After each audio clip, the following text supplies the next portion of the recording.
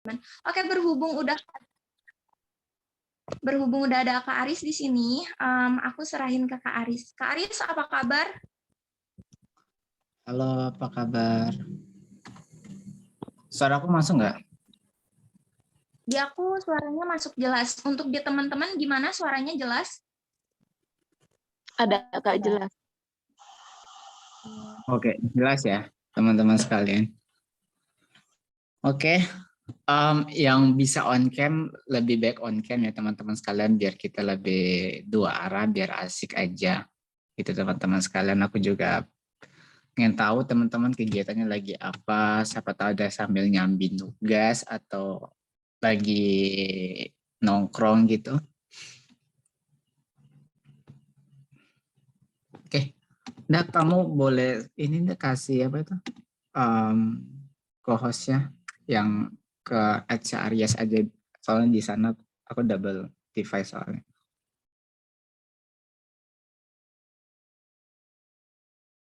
Sorry, kok Indah sih Suci ya? Udah aku atur ini, share screen-nya. Udah. Oke, saya buka dulu ya. Bismillahirrahmanirrahim. Assalamualaikum warahmatullahi wabarakatuh. Waalaikumsalam warahmatullahi wabarakatuh. Halo teman-teman, selamat malam untuk kita semua, teman-teman sekalian. Pertama-tama saya mengucapkan terima kasih buat teman-teman. Di sini ada sekitar 53 partisipan, kurang lebih ada 50 orang yang di sini hadir buat kita belajar bareng tentang esai dalam sebuah beasiswa gitu ya teman-teman sekalian. BTW ada berapa peserta Anda? Sorry, kok Indah lagi sedikit. Kurang lebih 80, Kak.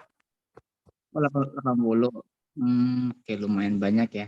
Ini langsung mau dimulai aja apa nunggu dulu atau gimana peraturannya? Boleh dimulai, udah kita tunggu dari sekitar 10 menit. Ya. Oke, sebelum saya mulai teman-teman sekalian, saya pengen tahu dulu background dari teman-teman sekalian. Mungkin kalau satu persatu akan menghabiskan banyak waktu. Nah, mungkin teman-teman bisa typing aja di comment box-nya. Kalian asalnya dari mana? Asal yang dimaksud adalah misal kalian lagi kuliah semester berapa, atau kalau masih SMA kelas berapa gitu ya, di univ mana atau SMA mana gitu teman-teman sekalian. Biar nanti aku bisa menyampaikan sesuai dengan kebutuhan teman-teman sekalian. Takutnya di sini ada yang masih SMP, ada yang masih SMA atau S1 atau bahkan S2, karena kebutuhannya bakal berbeda-beda gitu ya teman-teman sekalian.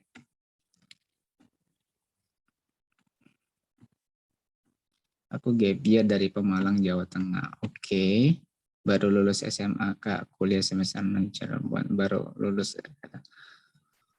Teman-teman yang lagi gap year ataupun lagi lulus SMK, SMA itu sekarang ada beasiswa namanya Beasiswa Pendidikan Indonesia.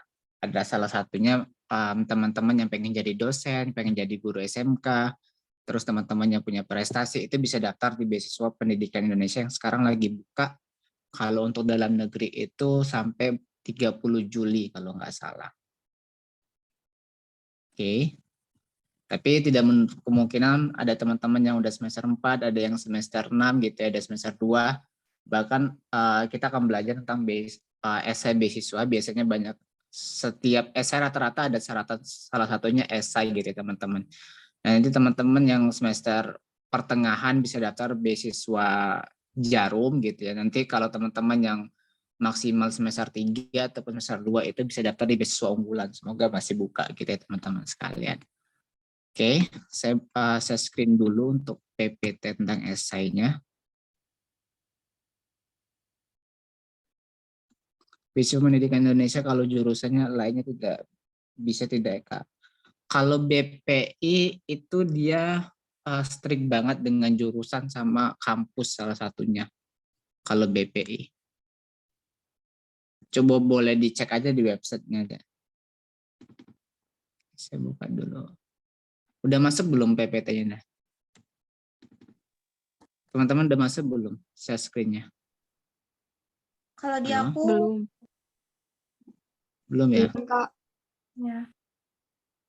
Oke, mungkin tunggu dulu pengaruh sinyal. Hmm,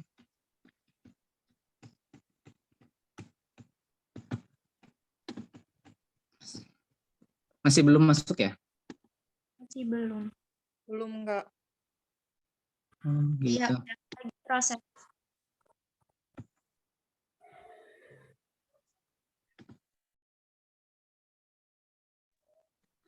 Udah masuk belum teman-teman? Udah, Kak. Oh, udah ya. Oke. Udah masuk, slow-nya juga. Oke. Kenapa? Gimana? Udah masuk ya? Semuanya teman-teman sekalian, biar nanti takutnya ketika saya udah mulai, ada yang belum masuk, gak enaknya. Halo? Yang lainnya udah pada masuk semua PPT-nya? Udah kok, Kak. Udah, Kak. Udah, Kak. Udah semua ya? Biar saya cuma ingin memastiin aja, takutnya belum gitu, ada temannya yang belum masuk untuk PPT-nya. Oke, saya buka lagi ya. Biar format, bismillahirrahmanirrahim. Assalamualaikum warahmatullahi wabarakatuh. Teman-teman sekalian, selamat malam, salam sejahtera untuk kita semua. Teman-teman sekalian, pada kesempatan hari ini kita akan belajar tentang esai beasiswa.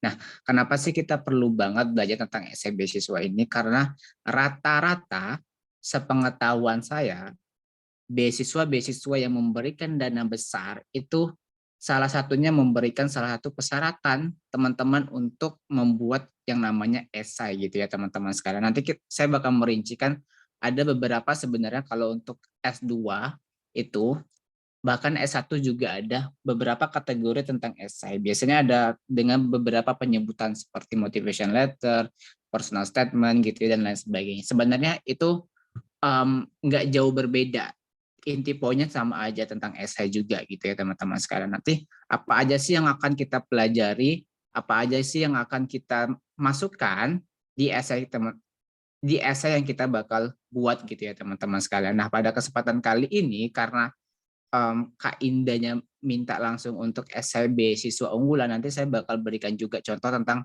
dulu bagaimana saya bisa tembus beasiswa unggulan melalui esai saya juga gitu ya teman-teman sekalian. Oke, kalau secara sederhana teman-teman sekalian, kalau kita bicara esai maka ada dua yang bisa digunakan untuk esai ini.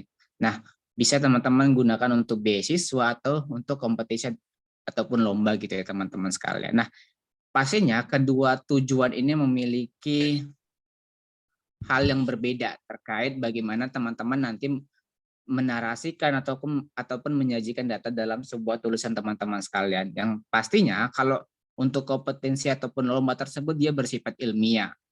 Pasti juga penulisan strukturnya pasti baku yang sesuai dengan panduan atau TOR dalam sebuah perlombaan gitu ya teman-teman sekalian. Tapi hari ini kita nggak bakal bahas tentang esai sebuah kompetisi ataupun lomba ini gitu ya teman-teman. Sekarang kita bakal fokus aja ke tentang beasiswa. Bagaimana kita bisa menulis sebuah esai kita yang bisa bersifat personal ini, dan pastinya kalau beasiswa itu tidak memiliki struktur yang pasti gitu ya teman-teman sekalian. Karena mereka tidak akan memberikan panduan, tapi mereka cuma pengen kita menuliskan apa yang kita butuhkan aja, nah gitu ya teman-teman sekalian. Tidaknya dalam tulisan teman-teman bisa menggambarkan karakteristik dari teman-teman masing-masing gitu ya. Oke, kenapa sih esai itu sangat penting gitu ya teman-teman sekalian? Karena dulu saya pernah buat video di YouTube gitu ya teman-teman sekalian, dari beberapa pertanyaan. Apa aja sih Kak pengalaman-pengalaman orang yang biasanya gagal dalam sebuah beasiswa gitu ya. Nah, salah satu yang saya kaji atau yang saya riset dari teman-teman saya juga, salah satu faktornya adalah esainya kurang menarik gitu ya. Esainya tidak mencerminkan dirinya sendiri gitu ya. Karena esai ini adalah suatu hal yang kalian jual belikan dalam diri kalian. Karena kenapa? Karena mereka nggak tahu kalian siapa, nggak tahu karakter kalian seperti apa. Nah, pengennya para penyeleksi beasiswa ini pengen tahu kalian tuh seperti apa melalui cerita-cerita teman-teman sekalian gitu ya. Oke. Nah, kalau kita lihat di sini ada salah satu faktor gitu ya. Kenapa sih orang ini bisa gagal ataupun dalam sebuah esainya itu kurang menarik. Pertama, dia terlalu biografi gitu ya teman-teman sekalian. Banyak banget ketika saya review esai beasiswa, adik-adik tinggal saya, ternyata ketika dia nulis esainya ternyata terlalu biografi. Dia terlalu menjelaskan tentang diri dia, namanya, lahir di mana, punya adik berapa, orang tuanya siapa, tinggal di mana, bla bla bla. Nah, ini terlalu biografi gitu teman-teman sekalian. Nah, terus juga kalau terlalu biografi ini bakal berhubungan dengan tidak jelas gitu ya. Tidak jelas di sini maksudnya apa? Tidak jelas visi dan misi teman-teman sekalian gitu ya.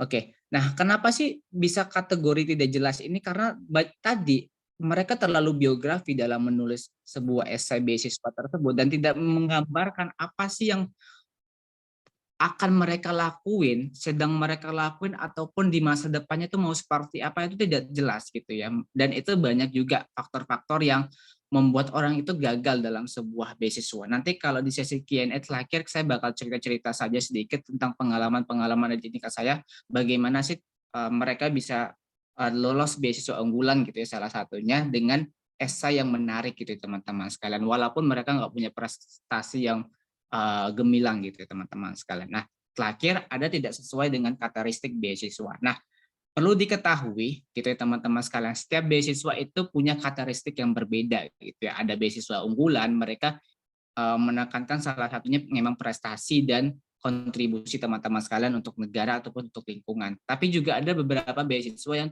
fokusnya di organisasi gitu ya, fokusnya di kepedulian gitu. Nah, itu bakal berbeda-beda. Nah, makanya nanti bakal saya kasih tahu apa sih pengaruh-pengaruh yang tidak sesuai dengan karakteristik ini gitu ya teman-teman sekalian. Oke, lanjut gitu ya. Nah, kalau kita bahas lagi ya, mengenai esai beasiswa ini, pertama yang teman-teman harus perhatikan adalah bagaimana teman-teman bisa menarasikan dari teman-teman sekalian pada personal yang teman-teman lakuin gitu ya, dari past, present, sama future-nya gitu ya. Nah, ini bakal bagaimana kalian bisa mengelaborasikan dalam tulisan teman-teman sekalian tentang bagaimana sih dulu masa lalu kamu, sekarang kamu tuh sudah ngapain, terus masa depan kamu itu mau seperti apa gitu ya. Nah, nanti ini bisa bakal dilihat seperti background pendidikan, apa yang sedang kalian lakuin, terus cita-cita yang akan kalian kejar itu seperti apa. Nah, ini teman-teman harus bisa menghubungkannya gitu ya teman-teman sekalian. Misal contoh seperti ini, kamu jurusan pendidikan gitu ya.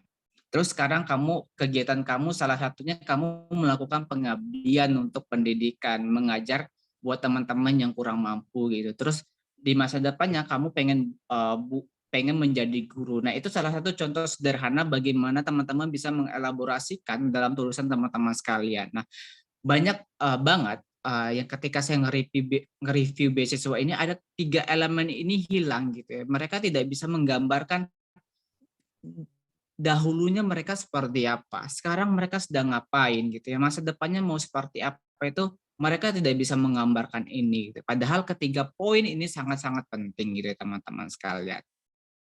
Nah, seperti yang saya singgung tadi, dalam sebuah esai itu biasanya ada namanya personal statement ataupun ada namanya motivation letter. Namun biasanya hal ini itu lebih fokusnya ke untuk S2 gitu ya teman-teman sekalian. Makanya tadi kenapa saya minta data teman-teman sekalian di kota S1 ataupun SMA gitu atau S2 di Amerika Serikat sama di beasiswa Australia gitu ya. Nah, mereka punya karakteristik esai yang berbeda dari esai yang pernah saya lakuin ketika saya S1 gitu ya teman-teman sekalian.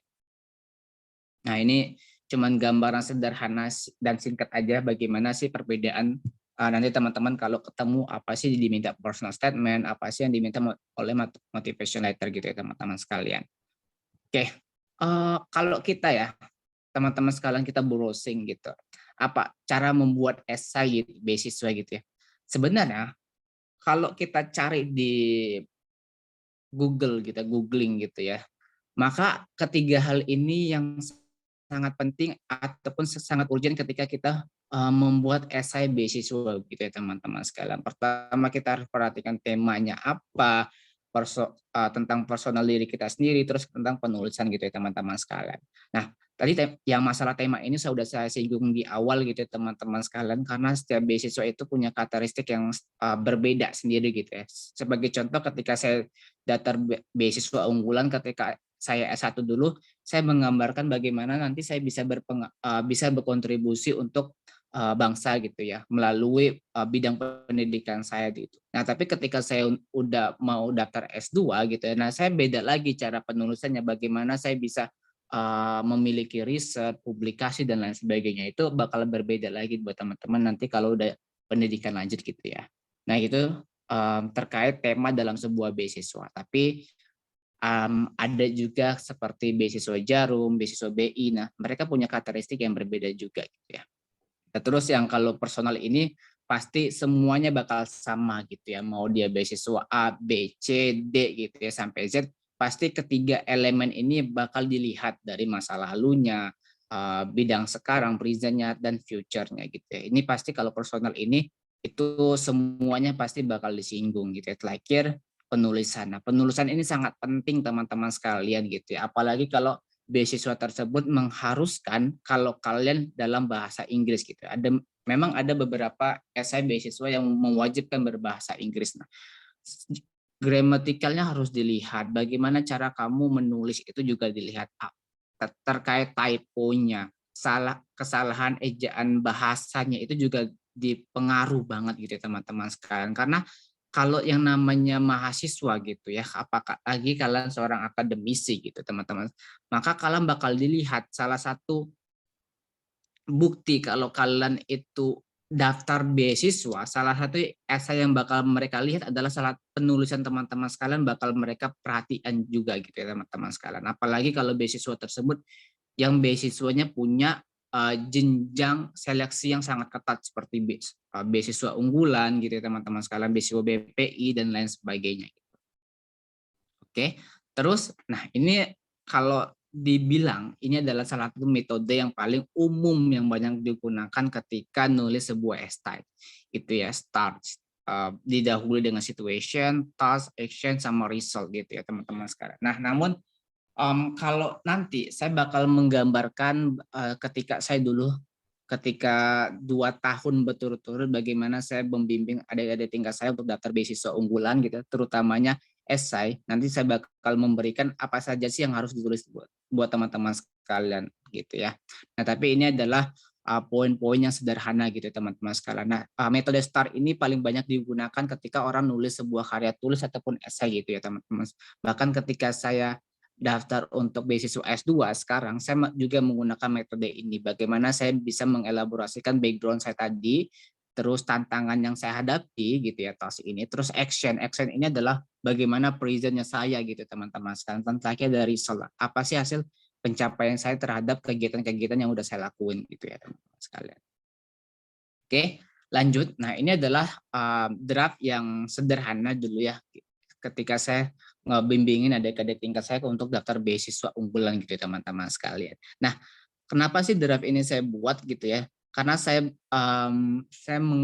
memberikan gambaran sederhana kepada adik-adik tingkat saya bagaimana sih kalau kalian nulis apa saja yang harus kalian masukin gitu ya teman-teman sekalian. Tadi karena kalau saya memberikan contoh metode STAR itu mereka masih agak kebingungan bagaimana sih menggambarkan dalam diri mereka sendiri dalam sebuah tulisan. Makanya biasanya saya rincikan dalam poin-poin seperti ini. Tapi tidak menutup kemungkinan kalau teman-teman punya ciri khas yang berbeda ataupun writing style yang kalian masing-masing punyai. Mungkin teman-teman udah jago nulis dari SMA ataupun SMP-nya gitu ya teman-teman sekalian. Nah, hal pertama biasanya yang saya tekankan ke tingkat saya dulu, saya minta mereka untuk perkenalan terlebih dahulu. Nah, perkenalan ini jangan terlalu biografi gitu ya. Nggak usah terlalu menjelaskan kamu, keluarga kamu gitu. Tapi cukup jelaskan secara singkat aja apa kamu gitu ya. Terus kalian juga bisa masukin tentang bagaimana diri teman-teman sekalian. Nah, bagaimana ini adalah bagaimana karakter teman-teman sekalian gitu ya. Terus teman-teman juga bisa menceritakan terkait keunggulan teman-teman miliki gitu ya. Keunggulan ini bisa tentang prestasi, pendidikan gitu ya, pengabdian dan lain sebagainya. Yang penting kalian punya nilai jual yang sangat berguna gitu ya, sangat dicari oleh penyelenggara beasiswa ini gitu teman-teman sekalian. Terus di poin ketiga ini sangat penting karena yang namanya pendidikan teman-teman sekalian, karena mereka pasti juga bakal melihat latar belakang pendidikan teman-teman sekalian gitu ya. Terus nomor 4 ini kaitkan pendidikan teman-teman sekalian. Kenapa sih milih kampus tersebut? Kenapa sih milih jurusan tersebut gitu ya teman-teman sekalian. Gitu. Terus nomor 5 ini adalah menggambarkan visi dan misi teman-teman sekalian gitu ya. Terus nomor 6 ini bisa teman-teman masukin terkait isu atau permasalahan terkini yang terjadi di Indonesia gitu ya, ataupun di daerah teman-teman sekalian. Nomor 7, kalian bisa menceritakan bagaimana cara kalian berterima kasih ataupun cara berkontribusi Terus di poin ke-8 ini teman-teman juga bisa menceritakan aktivitas yang teman-teman sedang ngelakuin gitu ya. Nah, nanti ke 9 poin ini saya bakal berikan contohnya yang udah pernah saya lakuin ketika saya daftar beasiswa unggulan di tahun 2018 gitu ya teman-teman. Jadi bisa ada gambaran buat teman-teman sekalian bagaimana sih yang dimasukkan dengan menjelaskan tentang intro ini, menceritakan tentang prestasi, pendidikan gitu ya teman-teman. Kenapa milih kampus, jurusan, menjelaskan tentang visi dan misi, isu permasalahan terkini gitu ya. Berterima kasih ataupun kontribusi dan terakhir kegiatan-kegiatan yang kita lakuin sekarang. Nanti saya bakal berikan contoh teman-teman sekalian. Oke, selanjutnya ini adalah hal yang sangat penting juga buat teman-teman sekalian ketika udah nulis esai beasiswa gitu ya. Nah, hal pertama yang harus kalian perhatikan tadi yang udah saya sampaikan adalah di bagian penulisan. Cek terus kata-kata yang typo, salah gramatikal, salah ejaan, salah penulisan, karena itu sangat penting banget teman-teman sekalian untuk merepresentasikan kalau kalian itu adalah akademik yang baik gitu ya teman-teman sekalian. Salah satunya melalui tulisan gitu ya teman-teman sekalian, karena ini sangat penting banget. Apalagi nanti yang meriksa esai kamu itu adalah orang-orang yang memang punya kapabilitas terkait sebuah penulisan gitu ya teman-teman sekalian. Biasanya kalau untuk penyeleksinya itu rata-rata antara mereka adalah akademisi profesor gitu ya ataupun dosen-dosen gitu ya, rata-rata seperti itu. Karena kemarin ketika saya di interview beasiswa aja di tahun 2018 ternyata itu adalah seorang dosen yang menginterview saya gitu.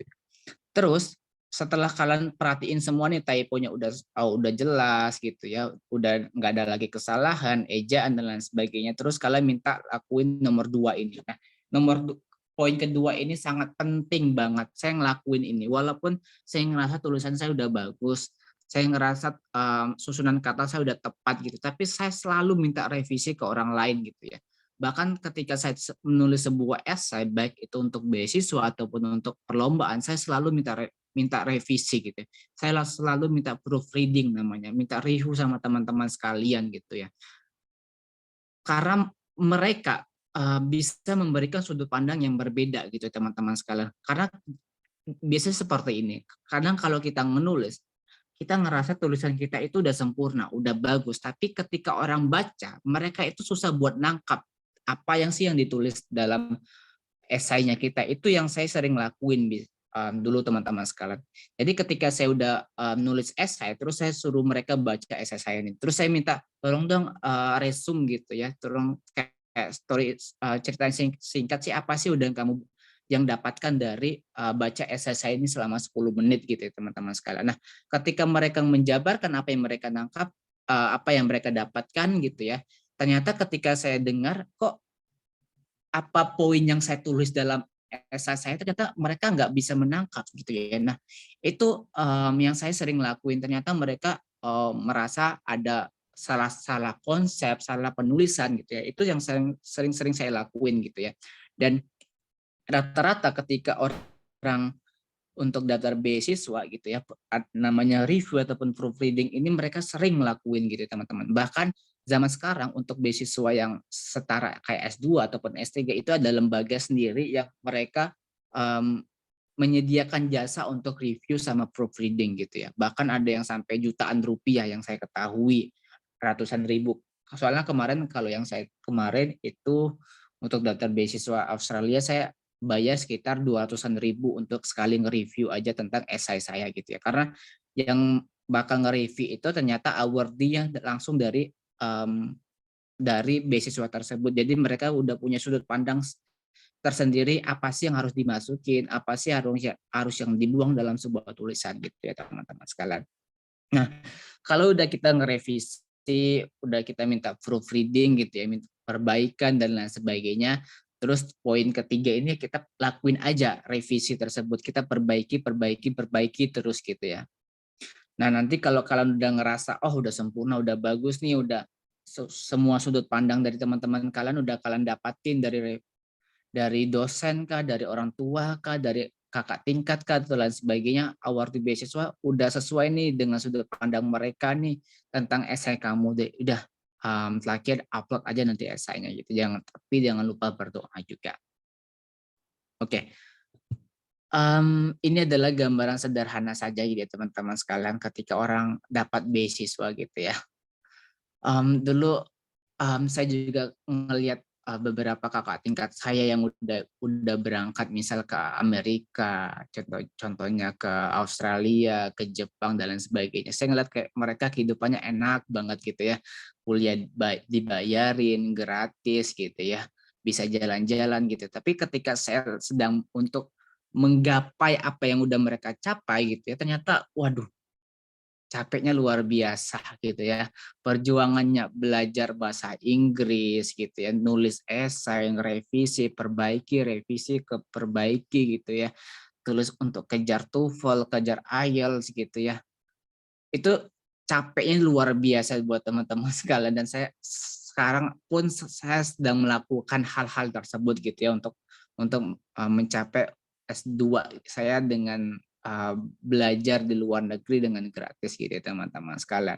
Nah ini juga yang mungkin ketika S1 dengan beasiswa unggulan mungkin teman-teman saya juga merasa iri kepada saya kayak oh lo enak banget Yan kuliah gratis gitu ya setiap bulan dikasih uang saku gitu ya ibaratnya kayak kerja tapi kerja lo itu lewat belajar digaji per bulan 1,4 juta gitu kayak mereka ngerasa enak banget kehidupan seperti itu tapi dulu ketika saya menyiapkan esai, menyiapkan dokumen dan lain sebagainya itu capeknya luar biasa tidur kadang cuma 2 jam sehari karena waktu itu saya mepet banget untuk daftar beasiswa kurang dari sekitar 4 hari waktu itu saya deadline yang saya lakuin gitu ya. Jadi tidur itu kurang, terus nggak konsen, pusing gitu ya.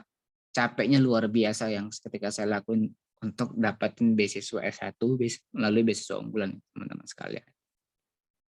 Oke, terus ini adalah gambaran sederhana juga bisa menjadi sebuah cerminan buat teman-teman sekalian. Apa aja sih kegagalan-kegagalan yang para awardee ataupun scholarship hunter ini lakuin gitu ya.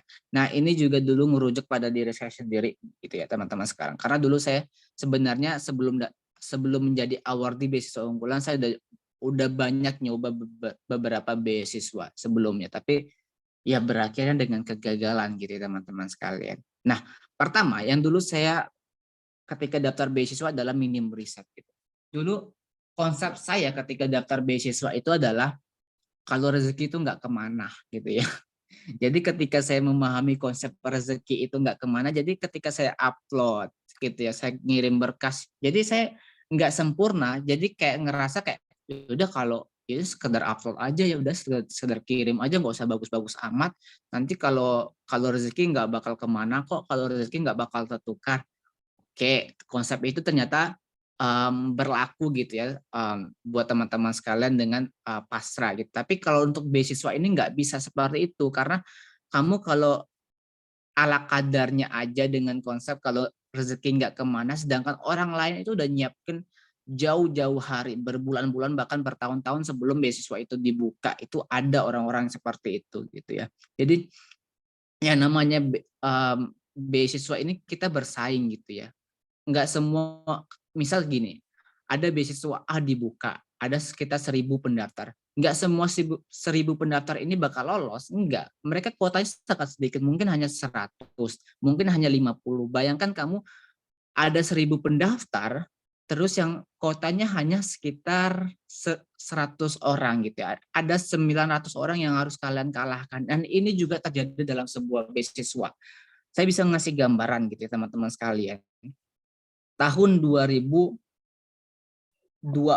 kalau nggak salah, data yang saya terima dari teman-teman itu, dari penyelenggara beasiswa, itu ada sekitar 80.000 lebih orang daftar beasiswa unggulan gitu yang buat akunnya.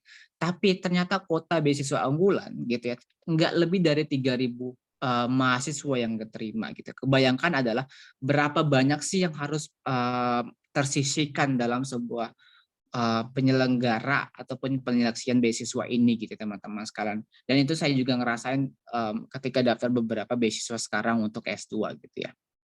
Terus terakhir ini adalah bukan terakhir, kedua, tidak teliti. Ini juga sangat concern banget. Jadi saya dulu punya adik tingkat gitu ya, yang saya bimbingin daftar beasiswa.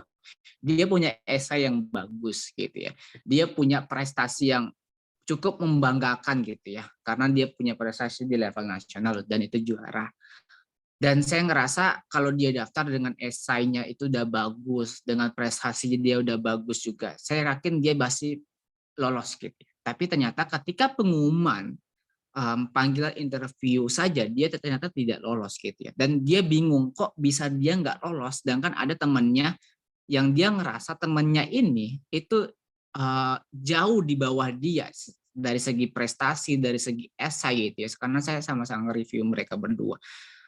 Kenapa sih dia bisa lolos gitu ya, bisa dipanggil interview dan bahkan bisa lolos dalam beasiswa unggulan gitu ya. Ternyata ketika saya tanya ini kepada adik tingkat saya tadi yang ngerasa dia punya prestasi yang bagus, coba kamu cek dong dokumen-dokumen beasiswa kamu lagi yang kamu upload gitu ya. Nah, ketika dicek semua dan ternyata ada satu berkas yang dia salah upload gitu ya. Jadi semisal berkas itu diminta berkas contoh KTP, tapi dia malah nguploadnya KTF. Ternyata hal-hal sederhana seperti itu juga bisa membuat orang gagal dalam perebutan beasiswa buat teman-teman sekalian. Nah, kenapa sih itu bisa gagal? Karena gini, saya baru tahu pola-pola seperti ini ketika saya nanya langsung ke reviewer kompetisi, tapi ini juga biasanya dipakai untuk beasiswa. Jadi biasanya yang saya ketahui adalah ketika penyeleksian beasiswa tersebut ataupun dalam sebuah kompetisi gitu ya, mereka itu mencari kesalahan teman-teman dahulu, baru nanti mereka mengambil keunggulan teman-teman sekalian. Nah, maksudnya apa? Mereka itu karena tadi, misal ada sekitar 10.000 pendaftar, yang diambil hanya 1.000 gitu ya. Logikanya mereka bagaimana cara reviewer ini, penyelenggara ini harus menyeleksi 9.000 orang gitu ya. Atau menyisihkan 9.000 orang ini ya. Mereka mencari dulu kesalahan-kesalahan orang-orang tadi gitu. Oh, ini salah upload, oh ini datanya nggak lengkap, oh ini kurang dokumennya dan lain sebagainya. Itu yang mereka lakuin dulu gitu ya. Makanya banyak orang-orang yang ngerasa kadang punya prestasi bagus, punya IPK bagus, tapi yang dia nggak lolos gitu. Ternyata mereka punya sedikit kesalahan kecil itu ternyata berbuah fatal gitu teman-teman sekalian gitu. Bahkan ketika dulu saya kalau daftar beasiswa sampai sekarang, saya kadang kalau udah mau submit gitu ya, saya ngeceknya sampai 3 sampai 5 kali sebelum saya submit, benar-benar submit. Oh, ini udah lengkap belum? Oh, ini udah sesuai. Oh, NIK-nya udah sesuai belum ya gitu ya. Nomornya ini udah sesuai belum ya gitu. Itu yang saya lakuin berulang-ulang. Bahkan saya sempat ngeprint dokumen-dokumennya lagi. Oh, ini udah sesuai, udah sampai 5 kali, udah sampai 6 kali, udah baru saya upload tawakal gitu ya. Terus poin ketiganya deadliner, ini penyakit gitu ya teman-teman sekalian. Teman-teman sekalian harus ketahui juga kalau beasiswa itu daya saingnya luar biasa gitu ya teman-teman sekalian.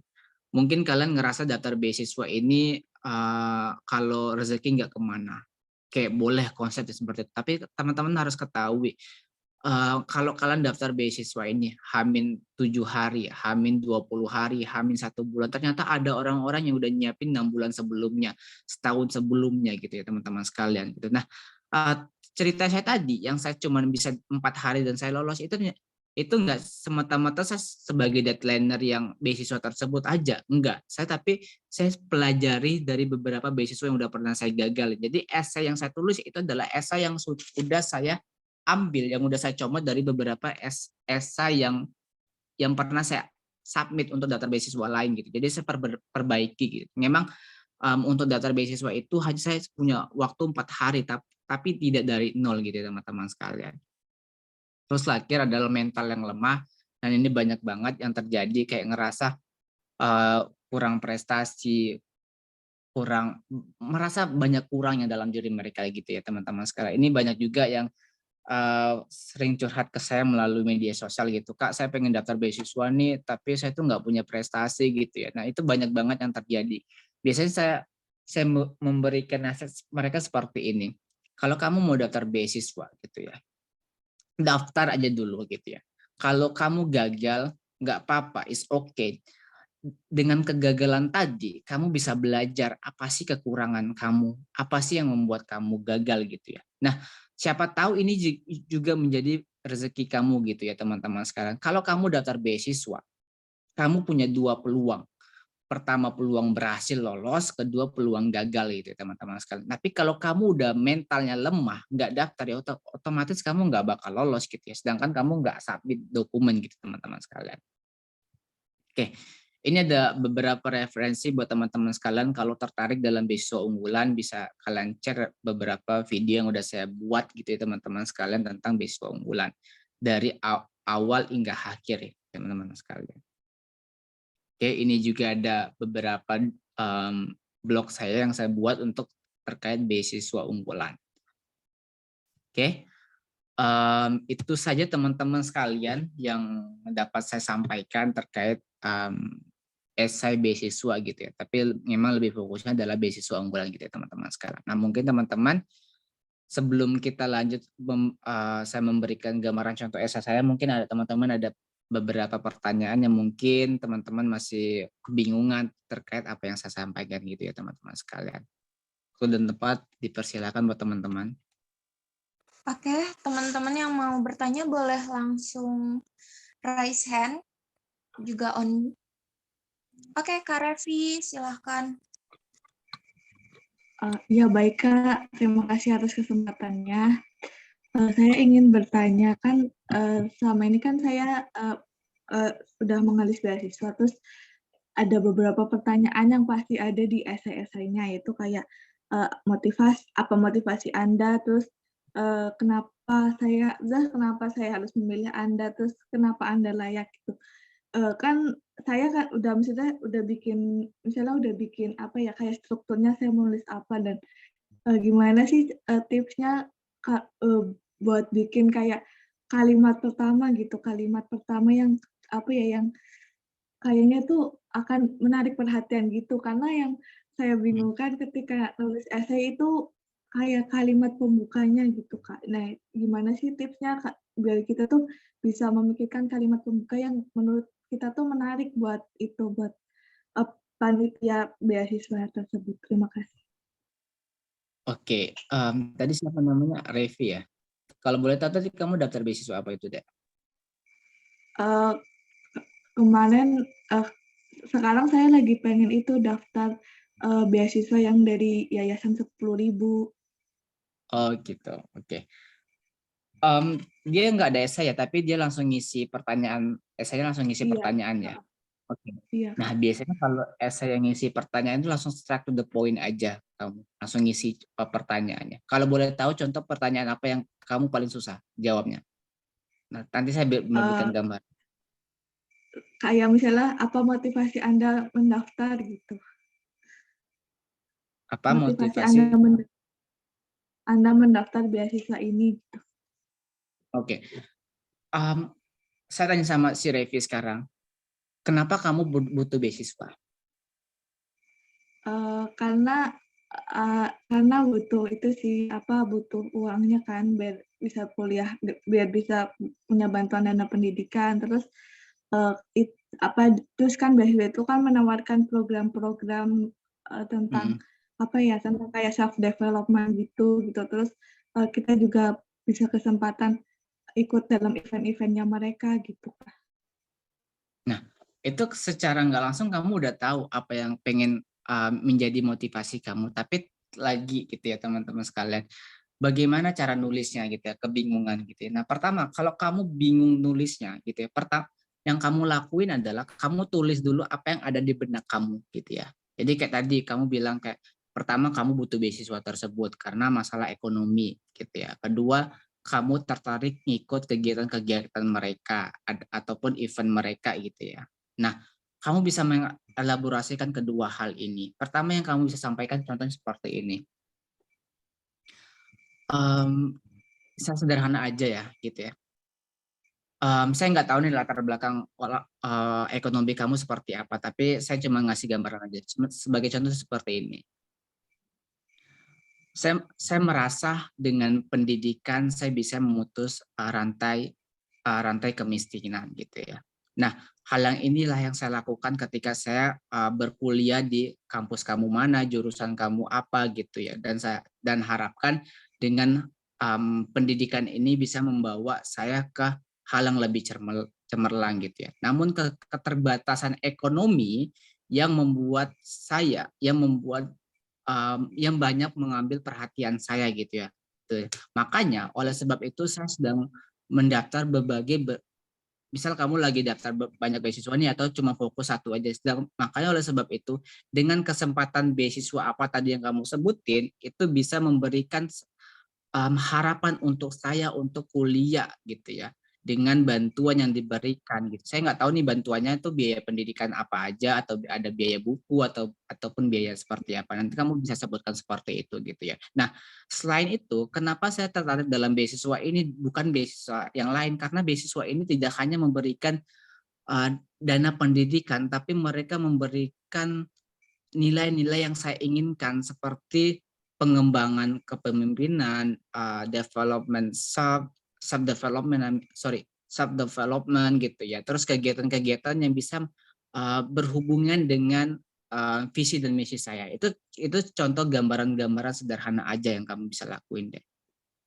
Nanti tinggal memang sih kalau nulisnya itu nggak sekali nulis langsung bisa kalimat yang bagus enggak gitu. Saya juga kalau nulis apa yang ada di benak saya dulu saya tulis, nanti terakhir baru saya hubungin aja. Nanti makanya saya perlu banget review gitu ya, proofreading dari orang-orang lain biar mereka bisa memberikan sudut pandang yang berbeda gitu ya. Itu sederhana aja contohnya gitu. Nanti kalau kamu udah nulis esainya, nanti aku welcome buat kamu untuk minta untuk review. Tapi ingat paling nggak H-7 sebelum penutupan beasiswanya ya. Jadi saya bisa ada waktu buat baca-baca dulu. Oke. Kak, ya. Kalau menurut Kakak apa ya? Kalau misalnya awalannya pakai quotes gitu, maksudnya bagus nggak, Kak? Gini, tergantung gini. Apakah ada batasan katanya nggak? Nggak ada.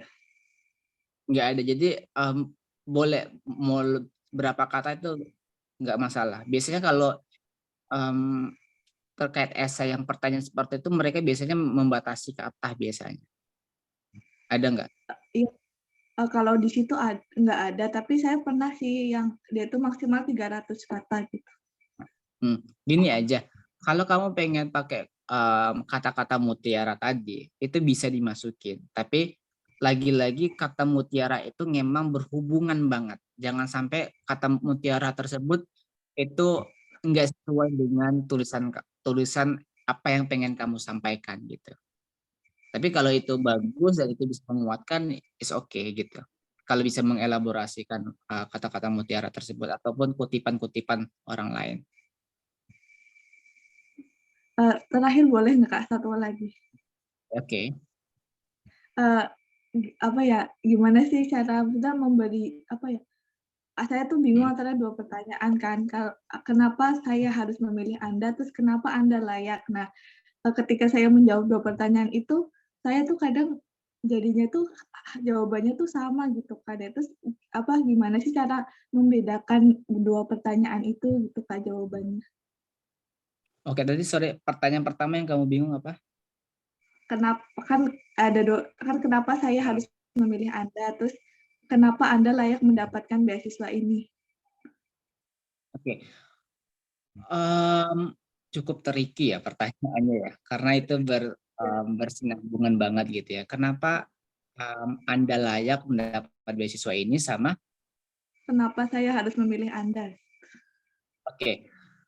Kalau gini, kalau kamu terkait pertanyaannya kenapa kamu layak, kenapa kamu layak sama Saya harus memilih Anda. kenapa saya harus memilih Anda gitu ya. Kamu masukin tadi semacam kontribusi yang kamu bisa berikan ke mereka gitu ya. Jadi gini, rata-rata beasiswa itu pengen feedback gitu ya.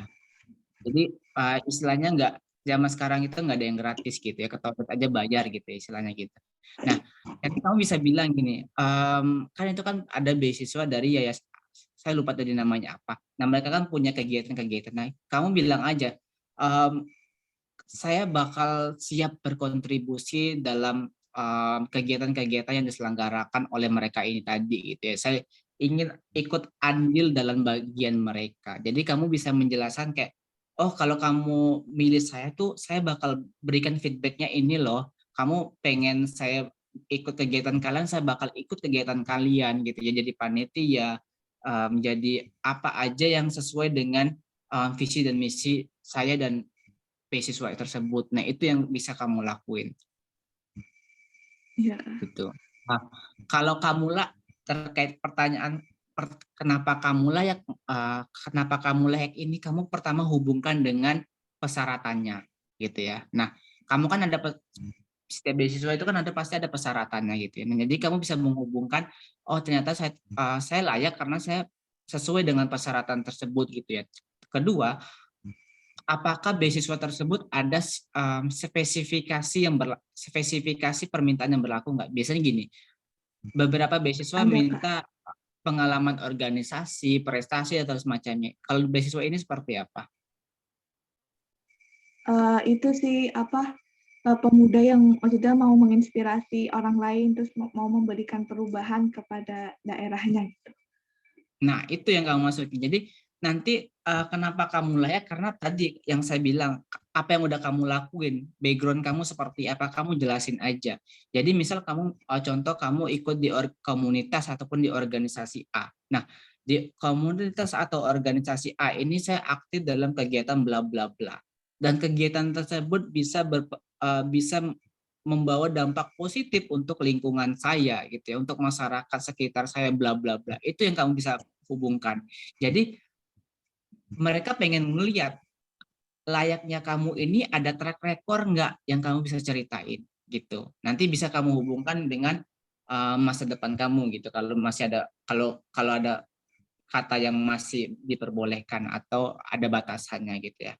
Yang penting kamu bisa menghubungkan dulu kenapa layak tadi, sesuaikan dengan karakteristik beasiswa tersebut. Makanya tadi yang saya sampaikan adalah riset dulu. Nah, kamu udah bagus, udah bisa ngeriset apa sih yang mereka cari gitu ya.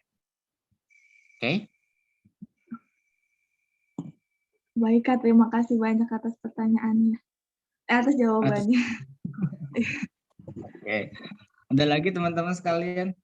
Oke, terima kasih Kak Revi. Selanjutnya ada dari Kak Sinta Almira, boleh on mic, Kak?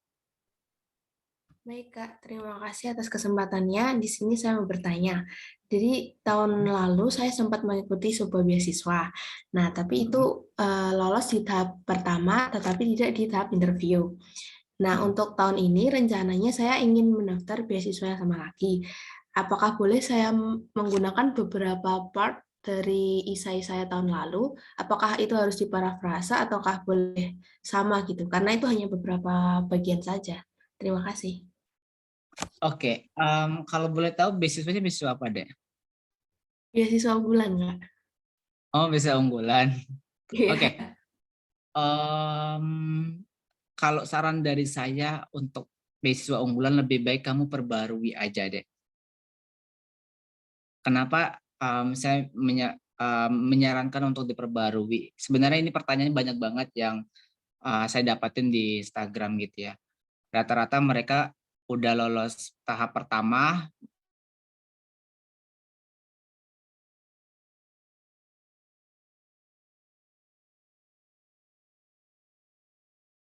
esai yang lama. Tapi bagi saya, ketika kalian pakai esai yang lama, kalian ada gap yang kosong.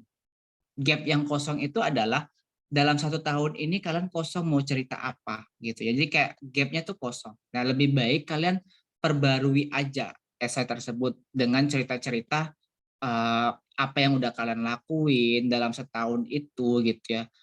Manfaatnya seperti apa gitu. Kalian ikut organisasi, kegiatan, prestasi dan lain sebagainya. Itu lebih baik karena gini, apalagi beasiswa unggulan. Beasiswa unggulan itu setiap tahunnya itu seleksinya sangat-sangat ketat gitu ya. Bisa jadi kamu lolos tahap pertama tapi gagal di interview, tahun daftar lagi tahun berikutnya belum tentu kamu lolos tahap 1 lagi. Padahal dulu kamu udah pernah lolos tahap 1. Kenapa? Karena tadi setiap tahun pasti kompetisinya itu semakin ketat gitu ya teman-teman sekalian. Makanya saya lebih menyarankan untuk perbaiki aja, improve aja esai teman-teman sekalian gitu ya. Itu yang bisa saya sarankan. Tapi kalau kamu ngerasa esai kamu nggak ada yang bisa diimprove lagi, udah mentok, ya udah nggak apa-apa gitu ya. Tapi saya rasa ya, dan saya yakin itu pasti masih bisa diimprove gitu. Apalagi ada gap kosong dalam 1 tahun tersebut gitu ya teman-teman sekalian. Oke, itu sih saran dari saya Sinta ya. Baik, Kak. Terima kasih, Kak. Oke. Oke, selanjutnya ada Kak Regita Kurniasi.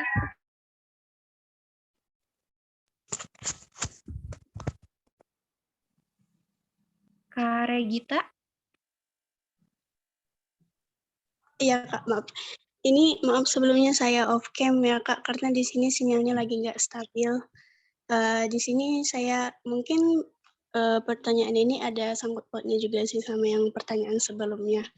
Nah, untuk biasanya dalam mendaftar beasiswa itu kan ada ini ya Kak, pertanyaan untuk kenapa kamu memilih jurusan ini? Kayak aku kemarin kan mau daftar tuh di Karyasa Lembah 4 itu beasiswa itu. Nah, di situ ada pertanyaan terkait mengapa kamu memilih jurusan ini? Maksudnya jurusan yang saya tempuh sekarang. Sedangkan saya tuh takutnya jawaban saya tuh nggak relevan sama apa yang diminta sama itunya beasiswanya. Karena aku sendiri berasal dari prodi yaitu prodi perikanan. Nah, sedangkan untuk beasiswa Karyasa Lembah 4 ini kan lebih ke kepemimpinan kayak gitu Kak. Dari Kakak sendiri ada nggak tips untuk membuat jawaban dari alasan itu tuh bisa sedikit relevan kepada beasiswanya Kak, seperti itu. Oke, kamu tadi jurusan pertanyaannya tadi apa? Kenapa kamu memilih jurusan tersebut? Iya Kak. Oke, kenapa kamu memilih jurusan tersebut dan kamu jurusan perikanan? Iya, perikanan Kak. Oke, terus karakteristik beasiswa yang diminta itu tadi tentang kepemimpinan ya? Iya, kepemimpinan terus kalau nggak salah tentang riset juga Kak, kayak gitu. Oke, saya boleh tahu nggak itu beasiswanya ada syarat kayak jurusannya ada nggak atau semua jurusan bisa daftar? Kalau dari syaratnya sih nggak ada sih Kak. Oke, jadi semua bidang ilmu bisa daftar ya, nggak ada patokan gitu ya. Jadi termasuk kamu yang di perikanan. Iya Kak. Oke. Nanti saya juga berikan contoh ya, buat dulu kalau saya ngisi tahun 2018 bagaimana saya menghubungkan jurusan saya. Nah, yang saya bisa ngasih gambaran buat kamu, Regita, dengan pertanyaan kenapa sih Anda memilih jurusan tersebut gitu ya. Pertama kamu riset dulu, kamu kan jurusan perikanan nih, gitu. Nah karena kamu udah mulai kuliah, kamu semester berapa kalau boleh tahu? Halo? Saya semester 4 mau ke 5 ini Kak. Oke, 4 mau ke 5. Jadi kamu udah istilahnya bukan orang baru terhadap jurusan perikanan, berarti kamu udah ngerti setidaknya apa sih ilmu yang kamu pelajari di jurusan perikanan tersebut gitu ya. Nah, kamu pertama bisa menghubungkan dengan kebutuhan perikanan di Indonesia. Gitu. Kamu bisa ngambil data kayak contohnya adalah Indonesia itu bakal krisis terkait ikan gitu ya. Ikan ini cuma gambaran sederhana aja, mungkin kamu bisa ngambil study case yang seperti ini kayak banyak illegal fishing ataupun ikan-ikan yang seharusnya memberikan protein, memberikan gizi ternyata tercemar lingkungan, ternyata itu tidak baik untuk kesehatan dan lain sebagainya. Itu mungkin di bidang ilmu kamu gitu ya. Nah, kamu bisa memasukkan hal-hal yang sederhana seperti ini yang berhubungan dengan perikanan yang menjadi sebuah isu di Indonesia. Nah, kedepannya dengan jurusan kamu ini, kamu bisa berkontribusi bagaimana bisa memberikan dampak positif terkait dunia perikanan di Indonesia. Itu adalah sederhananya aja yang bisa kamu hubungkan.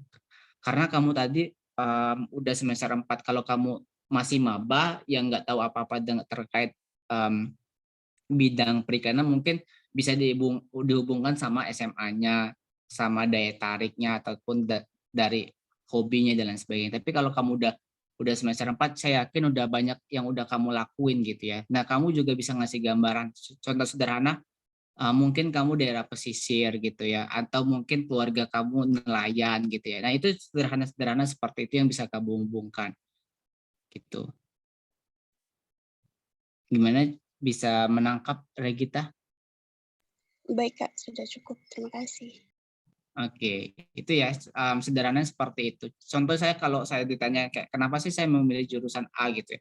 Nah, saya ngambil jurusan adalah jurusan teknik material geopolimer. Contoh aja saya berikan contoh ketika kalau saya pribadi ditanyakan kenapa saya memilih jurusan A. Nah, saya bilangnya saya memilih jurusan teknik material di bidang geopolimer. Pertama, saya bisa menjelaskan ternyata untuk material di Indonesia, apalagi pembuatan semen itu salah satu penyumbang karbon dioksida terbesar di dunia gitu ya, sekitar 8% secara riset di dunia. Terus kedua, di Indonesia itu memiliki banyak sekali material-material yang berlimpah tapi tidak dimanfaatkan dengan baik gitu ya, seperti contoh abu sekam padi, abu cangkang sawit gitu ya, limbah dari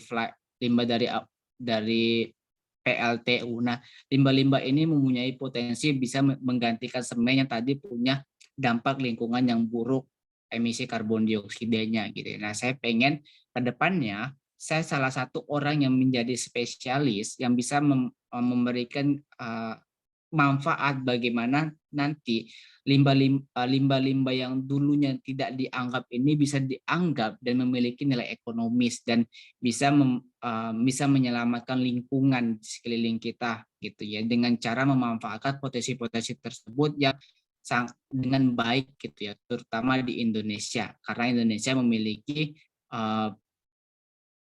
beberapa sektor yang terkait dengan perkebunan seperti padi, seperti sawit, seperti tebu gitu ya. Nah, itu saya bisa masukin seperti itu. Jadi saya bisa menghubungkan kayak apa sih masalah yang ada sekarang gitu, apa sih yang pengen saya atasi gitu ya. Terus ke depannya tuh saya pengen seperti apa gitu. Itu sederhana kenapa sih memiliki jurusan tersebut gitu ya. Intinya kalian bisa memberikan terkait problem solving itu yang lebih elegan dibanding dengan kalian memilih kayak karena ya udah saya udah keterima jurusan tersebut dan saya pengen dulu saya pernah review esai gitu ya terkait pertanyaan kenapa sih memiliki jurusan itu. Jadi dia kayak pasrah banget kayak yang emang sih jujur tapi jujurnya jangan terlalu jujur banget gitu ya kayak kenapa sih memilih teknik sipil gitu. Kenapa mengambil teknik sipil ya dulu karena saya nggak keterima di kedokteran gitu ya. Kita kan jawaban yang jujur tapi kayak nggak elit gitu ya kalau untuk daftar sebuah beasiswa gitu. Sederhananya seperti itu sih. Oke, gitu ya. Tadi Regita. Terus ada lagi teman-teman sekalian? Ada Kak Galoh Sanita. Apa suara saya terdengar, Kak? Terdengar, Kak. Oke. ada beberapa pertanyaan, ada 2 pertanyaan. Yang pertama, opening atau biografi yang bagus itu seperti apa ya, Kak? Yang bisa menarik itu loh, Kak. Oke, terus? Itu. Yang kedua, kan di beasiswa unggulan kan salah satunya melampirkan skor TOEFL. Nah, untuk kita yang tidak punya waktu untuk les, apalagi sekarang kuliah kan banyak organisasi. Nah, tips yang dipersiapkan untuk TOEFL itu, meskipun nggak les, bisa nggak sih Kak kita dapat skor TOEFL yang bagus walaupun kita nggak les? Terus kalau bisa, kita harus mulai dari mana? Atau menambah grammar kah? Atau belajar tenses dulu? Atau mungkin speaking dulu? Atau gimana Kak? Makasih, itu aja Kak. Oke. BTW Galo mau daftar S2 ya? Enggak Kak, daftar S1. Oh, kamu lagi kuliah S1 sekarang? Iya, S1, semester 2. Oke, beasiswa unggulan kalau S1 nggak diminta TOEFL deh. Oh, Nggak diminta. Yang diminta tuh untuk S2 sama S3 aja. berarti TOEFL aman ya Kak? Aman gitu. Nggak. Saya memang masukin sertifikat TOEFL saya, tapi ternyata sertifikat TOEFL yang saya masukin itu tidak pengaruh besar karena saya dengan sertifikat TOEFL saya lolos. Ada teman saya dengan tidak upload sertifikat TOEFL dia lolos juga gitu ya. Ada yang mereka upload sertifikat TOEFL biar nambah nilai, ternyata dia juga nggak lolos gitu. Jadi kayak ternyata ketika saya terlalu penting karena memang di persyaratannya minta gitu. Jadi fokus aja, misal IPK-nya harus bagus minimal 3,2, terus minimal jurusan sama kampusnya adalah akreditasi B, terus juga kalian punya prestasi, terus kalian punya kontribusi ikut organisasi gitu. Itu yang kalian fokusin aja. Jadi ketika daftar beasiswa itu memang harus jauh-jauh hari nanti biar kalian bisa mengelaborasikan apa yang diminta tadi gitu ya. Tuh, oke. Jadi kalau kayak dia nggak bisa minta TOEFL ya nggak usah fokusin gitu ya. Karena pengalaman saya seperti itu. Oke. Oke. Tadi juga gimana introduction yang bagus. Sebenarnya introduction-nya bagus itu tergantung dengan teknik penulisan teman-teman sekalian aja gitu ya. Nah, dulu ketika saya maba gitu ya waktu di 2018 gitu masih baru-baru. Dulu saya juga introduction saya terkait nulis esai beasiswa itu nggak bagus banget gitu ya. Dalam artian kayak ya saya ilmunya dulu masih dikit gitu dibandingkan dengan saya udah S2 sekarang baru saya bisa memasukin semacam introduction yang bagus gitu ya. Nah, kalau saya sekarang saya biasanya kalau masukin introduction itu pakai data dulu gitu ya. Jadi misal contoh tadi saya ngasih gambaran gitu ya. Pengaruh contoh sederhana ya, semisal saya mengambil jurusan material gitu, pengaruh pabrik semen dapat menyumbang sekitar 8% emisi karbon dioksida dunia dari hasil riset Chatham House gitu ya pada tahun 2020 gitu ya. Nah, oleh sebab itu kalau ini terus berlanjut dan terus berlanjut maka akan berdampak pada pemanasan global gitu ya. Di sisi lain, Indonesia merupakan negara dengan sumber bla bla bla memiliki kekayaan material yang berlimpah-limpah gitu ya. Terus baru saya bisa hubungkan kayak oleh sebab itu saya mengambil jurusan material ini karena saya ingin berkontribusi bagaimana saya bisa menekankan karbon dioksida ini dengan memanfaatkan limbah-limbah yang potensi di Indonesia. Jadi kayak saya menghubungkan data-data dulu gitu ya. Karena kalau untuk S2, kalau untuk esai yang sekarang itu yang saya pelajari itu bahkan untuk kata-kata mutiara itu udah nggak eye-catching lagi gitu ya kalau kata orang. Jadi eye-catchingnya itu lebih bagus kamu masukin data aja sebenarnya. Tapi dulu ketika saya nulis yang ketika maba gitu ya, mungkin karena masih S1, ya saya dulu juga masukin kata-kata mutiara, tapi bukan di introduction, tapi di bagian pertengahan sama di akhir saya masukin. Nah, dan dan kata-kata mutiara itu memang relevan dengan tulisan saya yang saya hubungkan untuk penggunaan kata mutiara tersebut gitu. Nanti saya berikan contoh aja ya. Dulu introduction saya seperti apa gitu ya. Galuh ya. Boleh tambah satu pertanyaan lagi, Kak? Oke, boleh. Apa itu? Untuk organisasi dan saya kan pernah mengikuti kebetulan saya sekarang sedang mengikuti organisasi, serta saya sekarang juga sedang mengikuti magang. Nah, itu gimana ya, Kak? Seumpama biar kita itu nggak terlalu menyombongkan diri gitu loh, Kak, di isai tersebut gitu. Maksudnya biar tidak terlihat gimana ya, Kak? Agak kan kalau seumpama isainya terlalu meninggikan kan nggak bagus juga kan ya, Kak? Sebenarnya kalau untuk esai beasiswa itu mereka bukan meninggikan ya bahasanya, tapi menjual diri melalui tulisan. Jadi kayak apa yang menarik, yang kamu unggulin, apa yang terbaik dari versi kamu, yang itu yang kamu harus masukin gitu. Jadi kayak kamu sekarang lagi memimpin organisasi itu punya manfaat. Makanya kamu harus jelasin juga. Kamu jangan sekedar mention apa yang kamu sedang lakuin, tapi kamu jelasin, kasih gambaran apa sih yang sedang kamu lakuin, apa sih manfaatnya, apa sih kebutuhannya gitu ya, dampaknya seperti apa. Itu jadi kamu bisa merendahkan, bukan merendah diri ya, maksudnya kayak bisa nge-keep kata-kata kamu dengan kamu nanti bisa bermanfaat melalui kegiatan-kegiatan kamu tadi gitu ya. Itu lebih baik gitu ya.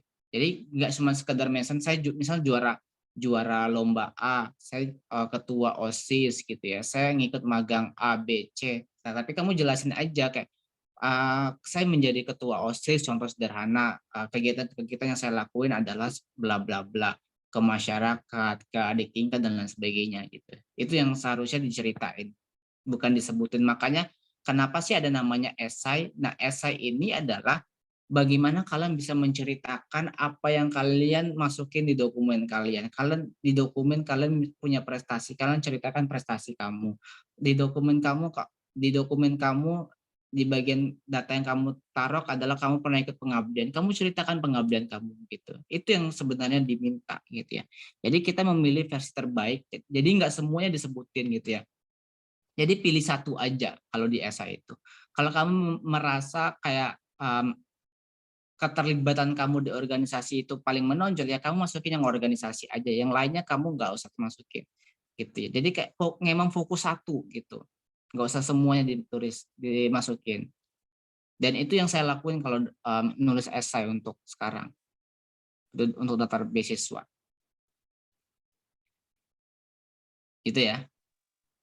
Baik, Kak, terima kasih banyak, Kak. Sama-sama. Oke, ini Ada ada lagi? Kak Mancani Nabila. Baik, Kak. Terima kasih. Sebelumnya apa suara saya terdengar dengan jelas? Terdengar. Iya. Makasih, Kak, atas kesempatannya.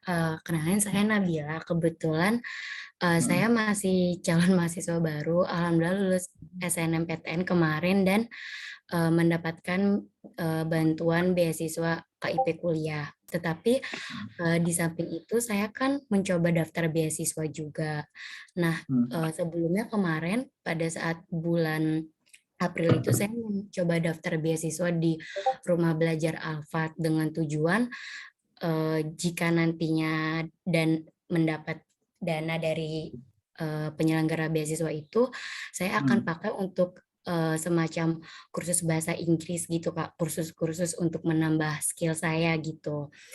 Untuk tahap pertama pada saat seleksi berkas itu alhamdulillah lolos. Cuma pada saat seleksi kedua, di mana seleksi kedua itu kurang lebih kita harus menjelaskan gitu apabila nanti kita mendapatkan beasiswa, dananya itu dipakai untuk apa gitu. Cuma setelah saya pikir-pikir kembali, mungkin kemarin pada saat saya menjawab itu saya itu kurang apa ya, maksudnya tidak ada goals yang pasti gitu kan. Saya cuma bilang ingin kursus ini itu, tapi tidak tahu gitu arahnya nanti kursus-kursus itu balik lagi manfaatnya untuk diri saya itu apa gitu kan.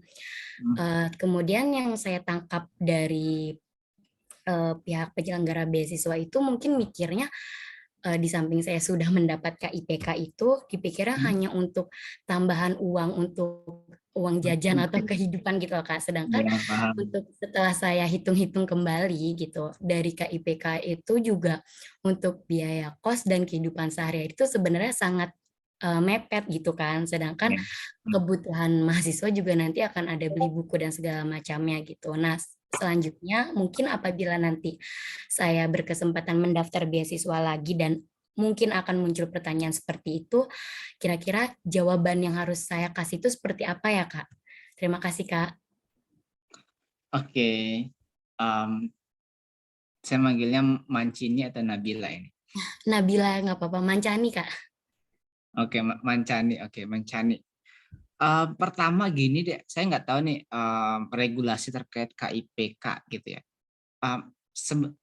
Karena KIPK ini juga dari Kemendikbud ya kalau nggak salah kan. Benar Kak, dari Kemendikbud. Oke, nah setahu saya tuh rata-rata beasiswa dari Kemendikbud itu tidak membolehkan awardee-nya untuk keterima ataupun daftar beasiswa lain. Setahu saya seperti itu, tapi saya nggak tahu regulasi yang pastinya. Oh ya, kalau KIPK sendiri itu boleh Kak, mungkin karena boleh ini soalnya biaya yang ditanggung itu kan UKT dan biasanya dapat uang bulanan. Cuma uang bulanan itu kalau pas yang saya cek di daerah saya dapatnya 800.000 per bulan. Sedangkan kalau memang dari orang tua saya pribadi itu nggak ada dana persiapan sama sekali untuk kuliah karena kemarin terdampak pandemi. Oke, oh jadi boleh ya kalau KIPK. Saya baru tahu juga kalau dulu namanya masih bidik misi sih, KIPK ini boleh daftar beasiswa lain ya. Jadi Ya, boleh, kamu akan masalah ya. Oke. Kalau nanti semisal pertanyaan yang muncul, sorry tadi coba boleh dimention tadi pertanyaan apa yang kamu hadapi tadi? Pertanyaannya kurang lebih dan apabila mendapatkan dana dari beasiswa itu digunakan untuk apa? Sedangkan kan pihak penyelenggara itu sudah tahu, saya sudah pasti mendapatkan cover biaya UKT itu kan sudah pasti dibayarkan dari KIPK ini. Sedangkan dana ini nantinya insya Allah akan saya manfaatkan itu untuk kayak seperti kursus gitu loh Kak. Memang ada rencana, cuma tidak jadi karena memang biayanya belum ada dari orang tua. Oke, saya dapat poin dari kamu. Jadi semisal saya adalah diri kamu ya. Saya misalnya adalah diri kamu yang harus ngejawab pertanyaan tersebut. Misal pertanyaan tadi muncul ke saya kayak, kenapa sih kamu memilih daftar beasiswa ini, dananya mau dipakai buat apa gitu ya. Saya bisa menjawabnya seperti ini. Sebelumnya sesuai dokumen yang saya udah upload, saya memang salah satu awardee beasiswa KIPK. Dalam beasiswa tersebut saya mendapatkan dana pendidikan untuk UKT ataupun SPP saya gitu ya. Dan saya juga mendapatkan untuk uang bulanan gitu ya. Kamu bisa jelasin seperti ini. Nah, namun sayangnya dalam beasiswa tersebut tidak memberikan dana yang full kepada saya gitu ya. Oleh sebab itu kami sebagai awardee diperbolehkan untuk mencari beasiswa lain yang bisa menunjang untuk pendidikan kami gitu. Nah, kamu jelasin aja, semisal kamu dapat dalam beasiswa tersebut sekitar Rp800.000 per bulan, sedangkan kebutuhan saya sebagai mahasiswa untuk meningkatkan skill saya butuh mengikuti kegiatan-kegiatan yang bisa memberikan dampak positif untuk saya. Sebagai contoh yang saya bisa berikan adalah saya belum memiliki kemampuan berbahasa Inggris yang baik gitu ya. Dan oleh sebab itu, jika saya keterima di beasiswa ini, saya akan memanfaatkan uang ini dengan sebaik mungkin untuk saya mengikuti kursus-kursus ataupun belajar terkait bahasa Inggris gitu ya. Nah, dengan ini saya memiliki kemampuan berbahasa Inggris yang baik, yang mana kemampuan bahasa Inggris ini yang saya sangat butuhkan untuk di dunia kerja saya nanti gitu ya. dan dalam persaingan global gitu. Nah, itu contoh sederhana aja yang bisa kamu lakuin. Jadi kayak kamu kayak memberikan kayak background kamu ini seperti apa, kayak jadi kan misalnya mereka nangkap nih, kamu pengen untuk nambah-nambah cuan aja nih daftar beasiswa. Kamu jelasin, oke, saya memang butuh untuk nambah cuan, tapi cuan yang ini saya tuh pakainya bukan untuk hura-hura, untuk foya-foya, enggak, tapi saya pakainya untuk saya meningkatkan kemampuan yang saya ingin tingkatkan gitu ya, dengan tujuan yang tadi yang saya sampaikan gitu. Jadi kayak contoh saya bahasa Inggris, saya nanti ketika kerja dengan kebutuhan berbahasa Inggris gitu kan, karena sekarang dunia kerja itu udah banyak loh deh, syarat minimal tes TOEFL itu udah banyak kalau kamu kerja, apalagi kerja-kerja di BUMN itu udah minimal kayak TOEFL 500 gitu ya, apalagi kalau kamu pengen S2 gitu, itu ada. Nanti kayak kamu setidaknya kamu udah menyiapkan jangka panjang dalam diri kamu untuk belajar bahasa Inggris, karena kalau bahasa Inggris itu kamu bisa jelasin kayak itu nggak cuma cukup belajar seminggu, 2 minggu, sebulan, 2 bulan, 3 bulan langsung selesai, nggak bisa. Tapi bahasa Inggris itu adalah bahasa yang itu jangka panjang yang kamu harus bisa pelajari dari sekarang. Bahkan kita udah belajar bahasa Inggris aja dari SD sampai sekarang kita masih belajar, tapi kita ngerasa kayak bahasa Inggris kita belum bagus-bagus gitu ya. Nah, itu contoh sederhana yang bisa kamu berikan ya. Nanti tergantung lagi kamu jurusannya apa kalau boleh tahu. Aku jurusannya biologi murni, Kak. Nah, biologi murni. Nah, kamu bisa kayak ngambil contoh kayak kamu pengen ikut kelas. Saya nggak tahu ya di biologi itu ada biologi, apalagi biologi murni ada kelas-kelas kayak kelas-kelas online ataupun kelas-kelas event ataupun conference semacamnya gitu ya. Bisa kalau kayak anak KIT, contohnya gini, saya cuman kasih gambaran aja karena yang saya familiar dengan anak IT. Nah, anak IT itu kan ada kelas coding, kelas belajar desain, kelas bla bla bla. Nah, itu kan mereka yang nggak mereka dapatkan di bangku kuliah. Nah, jadi kamu coba cari kegiatan-kegiatan yang kamu nggak dapat di bangku kuliah dan kamu bisa menjelaskan gitu. Ya baik Kak, alhamdulillah terbantu banget. Jadi kemarin kayak jadi apa ya, untuk berkaca lagi jawaban yang kemarin tuh emang kurang memuaskan gitu menurut aku juga. Ya, makasih banyak Kak Rahman. Oke, sama-sama. Semangat ya. Iya Kak, makasih. Oke, terima kasih Kak Nabila. Untuk teman-teman yang lain gimana? Ada pertanyaan lagi yang mau on mic, boleh on mic. Kalau misalkan ada kendala untuk on mic, boleh mengajukan pertanyaan di chat, teman-teman. Kalau kepepet ya. Kalau misalkan bisa langsung, nggak apa-apa, langsung aja gitu, enjoy aja. Sambil latihan ngomong gitu. Oke. Ada Kak Revi ya? Nanti yang di chat aku chat. Oke Kak Revi. Aku mau nanya nih Kak, kalau ditanya apa harapan gitu, kita enaknya jawabnya gimana ya Kak? Harapan apa? Maksudnya apa harapan kamu mengikuti beasiswa ini gitu Kak? Saya jarang dapat kalau pertanyaan apa harapan kamu ikut beasiswa ini. Biasanya kayak kenapa kamu daftar beasiswa ini gitu. Kalau harapan itu biasanya kayak lebih ke kamu setelah dapat beasiswa ini kamu bakal ngapain, itu biasanya ada. Tapi kalau harapan kamu dapat beasiswa, kalau harapan kamu daftar beasiswa ini ya harapan saya keterima gitu. Namanya harapan kan, keinginan gitu. Saya dapat apa? Saya dapat itu soalnya Kak. Di mana? Di salah satu beasiswa. Saya kan maksudnya banyak nulis beasiswa, terus saya nulis pertanyaan apa yang mereka butuhkan. Nah, terus saya nemu satu beasiswa yang dia tuh nanya apa harapan kamu gitu. Harapan, bukan harapan, tapi harapan secara personal. Iya gitu Kak. Kalau harapan secara personal kamu bisa hubungkan aja kayak visi misi kamu apa gitu. Kamu tuh kamu bayangkan diri kamu 5, 10, 15, 20 tahun lagi akan seperti apa. Jadi itu harapan kamu gitu. Kayak semacam visi dan misi kamu. Jadi kayak kamu itu menggambarkan diri kamu seperti apa. berarti langsung ke tujuan hidup gitu, Kak? Harapan Iya, selama harap. kuliah diceritakan juga nggak? Tergantung itu pertanyaannya general atau spesifik gitu.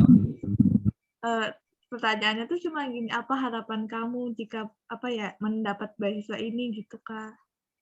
Oh, harapan kamu jika mendapat beasiswa ini gitu kan. Jadi kayak, oh ini kan lebih spesifik, jadi saya juga lebih jelas. Kalau harapan kamu jika mendapati beasiswa ini ya kamu bilang, jadi kayak dengan dana yang dikasih ini kamu bisa ngelakuin apa? Bisa meringankan beban orang tua. Kamu bisa belajar dengan lebih fokus tanpa memikirkan soal dana.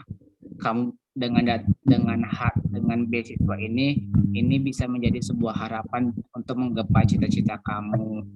Dengan lewat pendidikan ini yang disupport dana dari beasiswa tersebut bisa sebagai salah satu langkah saya mengejar mimpi saya. Ini kamu jelaskan mimpi kamu seperti apa. Ya, itu aja sih. Itu sama aja kayak apa yang kamu lakuin kalau kamu keterima beasiswa ini gitu. Sama aja harapan juga. Terus kalau misalnya ditanyain rencana 5 tahun ke depan itu kita nyeritainnya itu mendingan kayak per tahun gitu, apa dari rencana kecil sama rencana besar, Kak?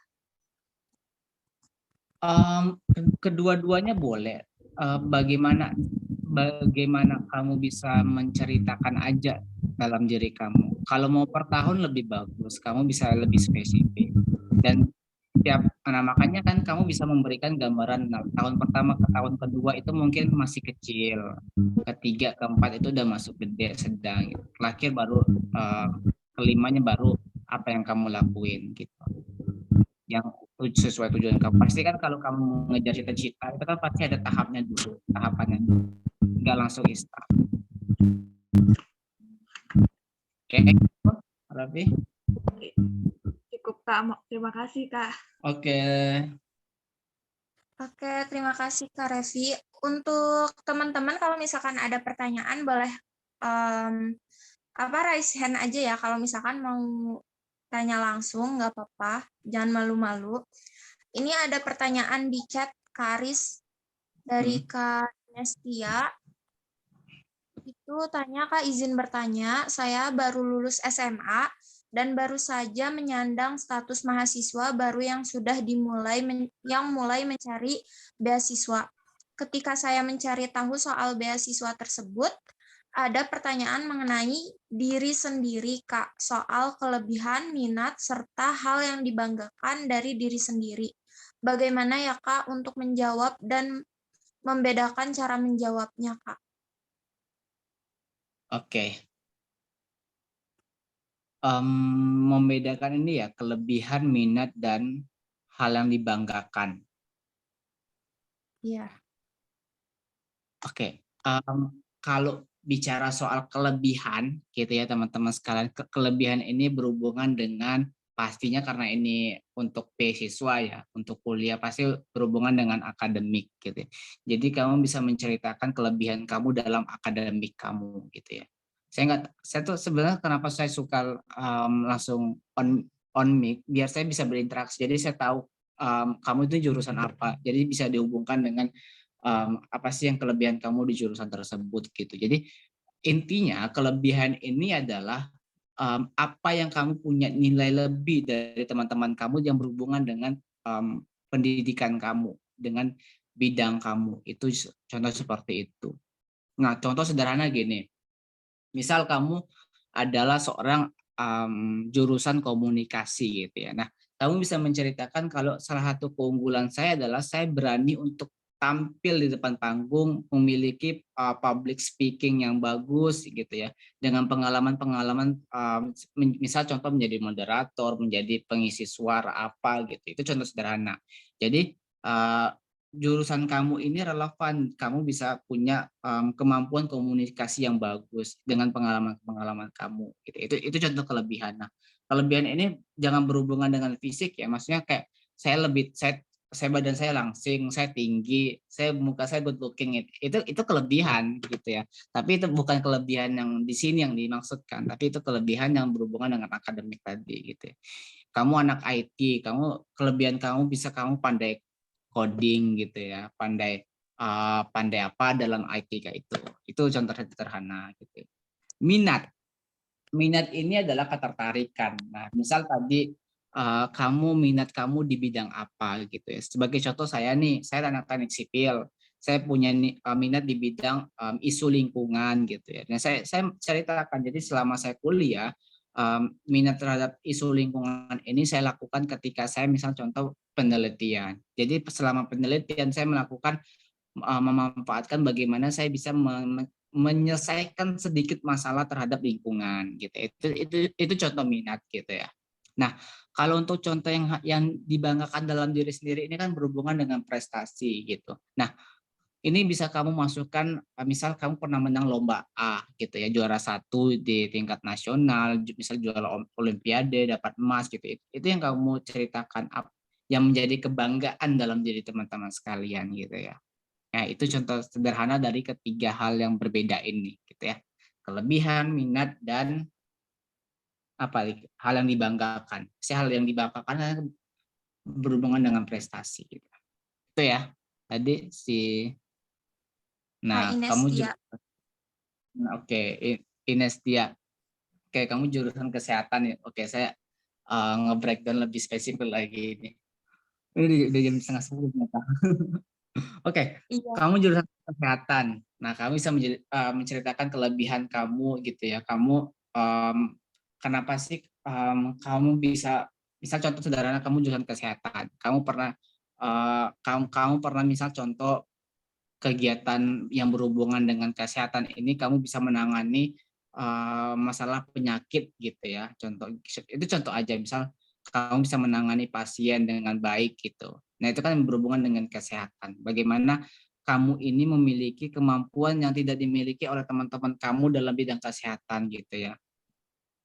Terus kedua, minat kamu. Nah, minat kamu misal kesehatan. Nah, kamu bisa lebih spesifik, misal kalau kamu backgroundnya kesehatan, kamu lebih spesifik. Misal kamu kesehatan berhubungan dengan kesehatan misal penyakit, misal contoh pandemi COVID nih, contohnya gitu. Nah, minat kamu terhadap pandemi COVID-19 gitu ya, dalam bidang kesehatan. Nah, kamu melakukan nih minat kamu ini, kamu ikut kegiatan bakti sosial kah, kamu ikut kegiatan volunteer kah. Jadi minat kamu ini kamu bisa tersalurkan dengan kegiatan-kegiatan yang kamu lakuin gitu. Itu contoh.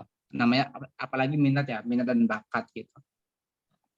Terus yang apa yang dibanggain gitu ya. Misal kamu pernah menang juara lomba dalam bidang kesehatan atau seperti apa gitu ya. Nah, kalau kamu merasa kayak saya nggak pernah ikut lomba Kak dalam bidang kesehatan, terus apa yang saya masukin? Nah, prestasi ini bisa juga berhubungan dengan kontribusi. Contoh kayak selama misal kamu dulu ketika ada orang nih, misal dia lagi sakit A gitu ya, misal penyakitnya A. Terus orang ini udah hampir sekarat, tapi kamu melakukan pertolongan dengan cara kamu gitu. Jadi orang ini bisa sehat gitu. Itu contoh prestasi juga gitu. Tapi prestasinya lebih ke sosial gitu, bukan ke akademik. Itu nggak apa-apa. Kalau memang tidak ada, yang penting kamu bisa hubungkan aja. Gitu ya. Oke, terima kasih Kak Ari. Untuk teman-teman, kalau misalkan nanti ada pertanyaan, boleh langsung raise hand aja ya. Kalau misal mau on mic. Tapi kalau misalkan ada kendala banget, baru ada kayak misal jaringannya sulit atau gimana, baru di chat nggak apa-apa. Berhubung belum ada pertanyaan lagi ya, ini teman-teman. Kita lanjut ke contoh esai gimana? Masih semangat? Oke, nanti teman-teman kalau ada pertanyaan boleh di Instagram ya. Boleh teman-teman nanti boleh tanya-tanya lagi kalau mau minta review ataupun minta saran, nasihat dan lain sebagainya. Kemudian teman-teman bisa di Instagram aja, di DM gitu ya. Oke. Nah, saya udah kalau nggak salah juga udah nge-share beberapa beasiswa yang sedang buka. Apa aja aku lupa, ada beberapa beasiswa yang udah buka. Mungkin teman-teman bisa kepoin. Aku biasanya meng-highlight-nya di apa tuh di story aku.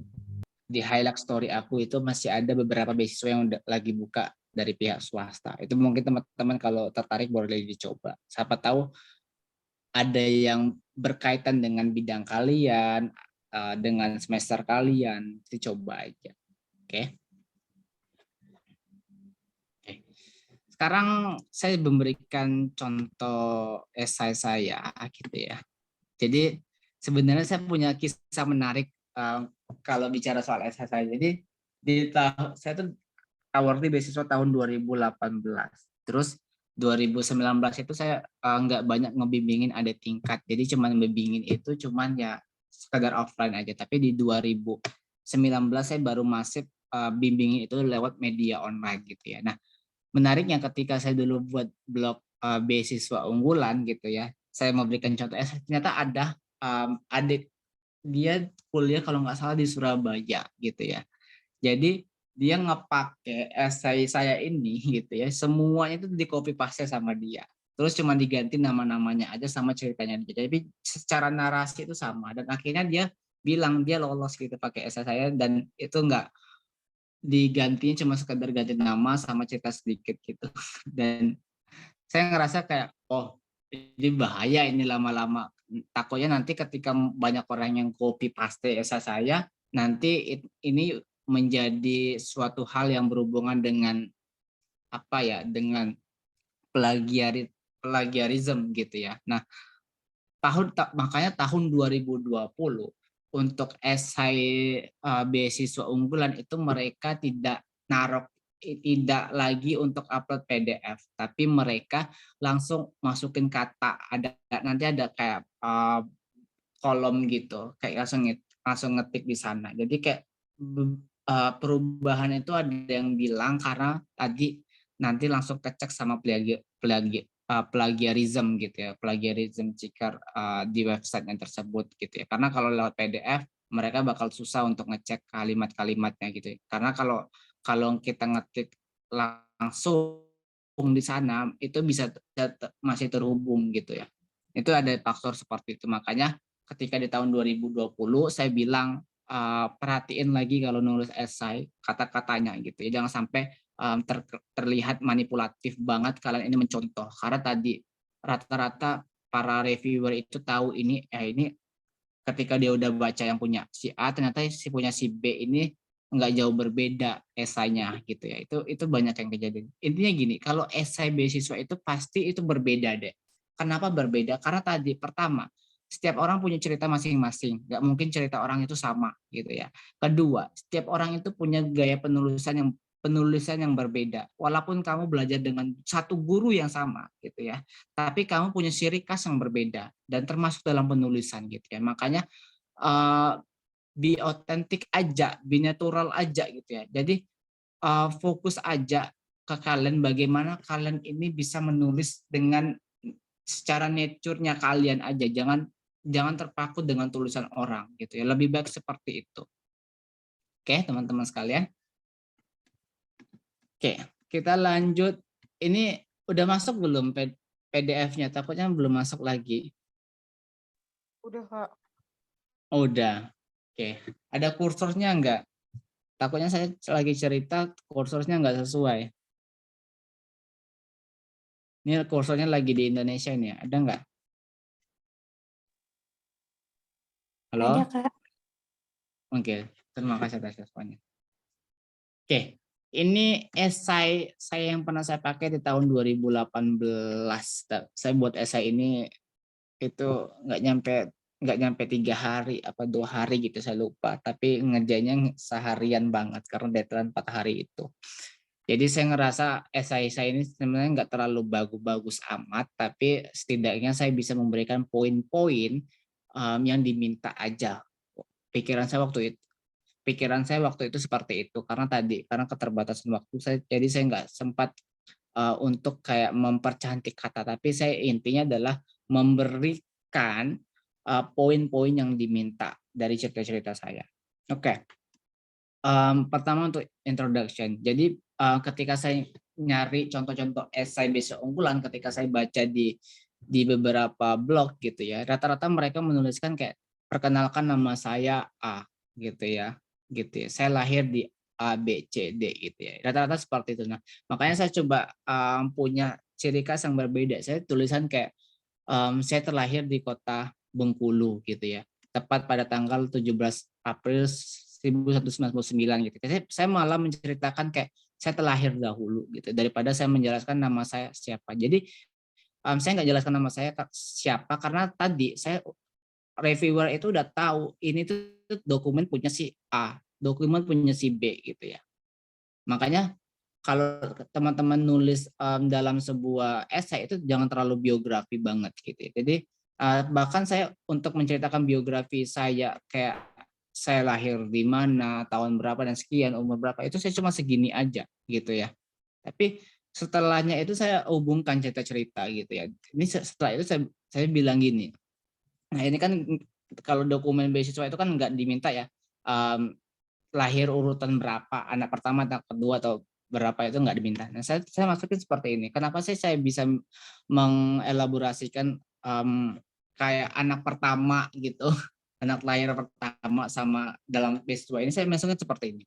Terlahir dengan urutan pertama menjadikan aku harus sebagai penonton untuk adik-adik laki-laki dan perempuanku. Sebelum menjadi kebanggaan Indonesia, aku terlebih dahulu harus menjadi kebanggaan keluarga. Lewat pendidikan inilah setidaknya aku bisa membanggakan keluarga dan prestasi dengan prestasi di kelas dan perlombaan yang telah kurai. Jadi introduction saya sederhana seperti ini gitu. Jadi kayak aku malah menghubungkan aku ini posisi anak pertama, harus jadi panutan buat adik-adik aku.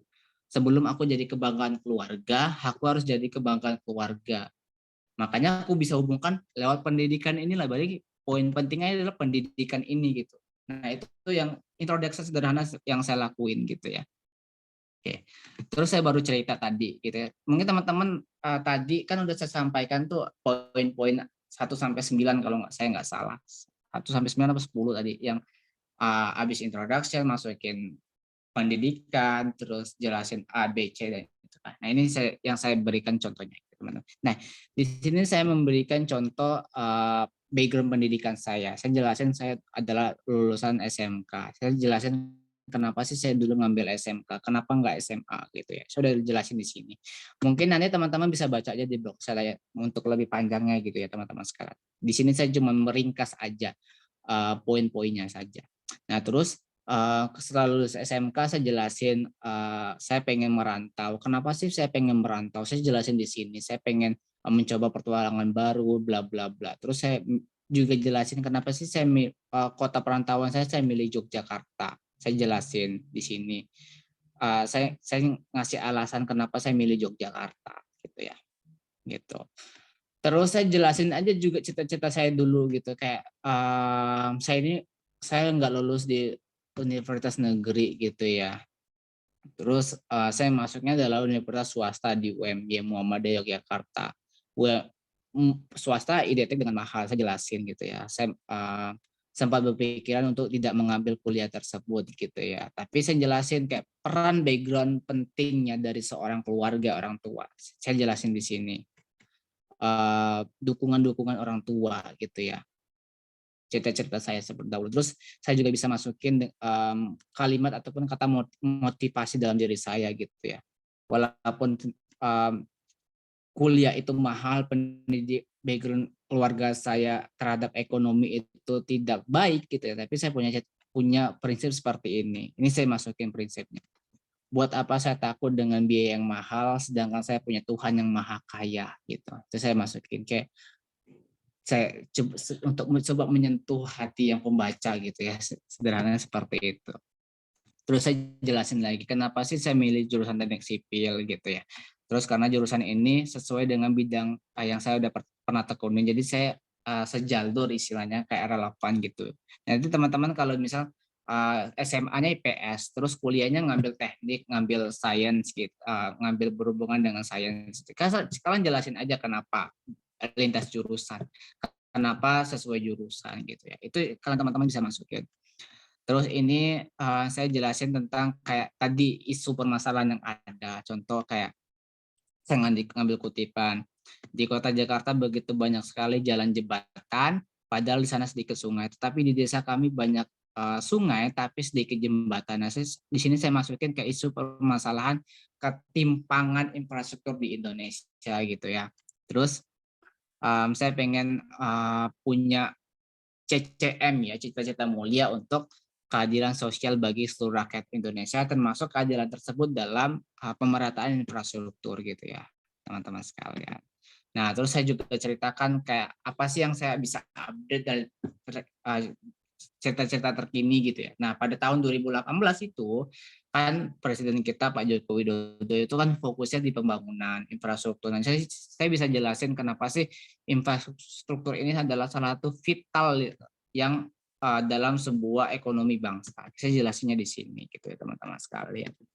Nah, terus ini saya bicara tentang kontribusi. Bagaimana saya ke depannya saya ingin berkontribusi dengan bidang saya gitu ya di poin-poin ini.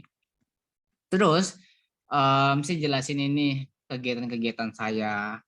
Saya ikut organisasi, terus saya ngikut belajar bahasa Inggris. Jadi saya tuh kalau dalam esai itu saya nggak pernah cuma sekedar nyebutin doang, tapi saya jelasin.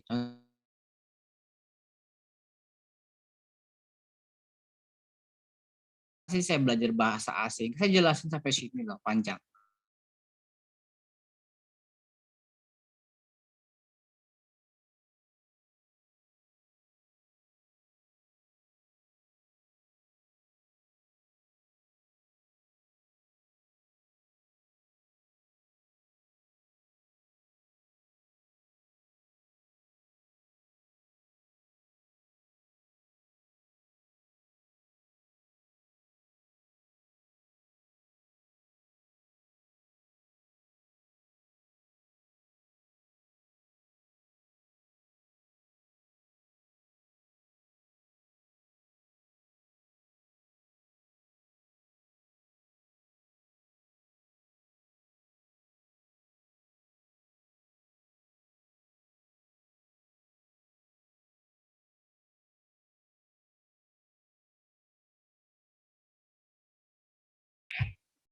Itu terkait esai itu